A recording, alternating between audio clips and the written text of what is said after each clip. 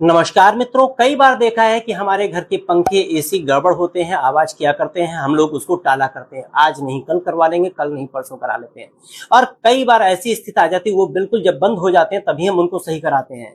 अगर आपके घर में कहीं ऐसी व्यवस्था बन रही है कि पंखों से आवाज आ रही है या किसी भी इलेक्ट्रॉनिक सामान से आवाज आ रही है या फिर कहा जाए दरवाजों को खोलने से आवाज आ रही है, तो इसको आप तुरंत सही कराइए। ऐसा करने से मानसिक शांति पे असर पड़ता है, आपकी जो मानसिक शांति होती है वो भंग हो जाती है और आप में बेचैनी आ जाती है। घर में जितने लोग होंगे वो बेचैन होने लगेंगे। ऐसा अगर होता है तो आप इसको तुरंत सही कराइए और अपने जीवन को खुशहाल बनाइए। धन्यवाद मित्रों।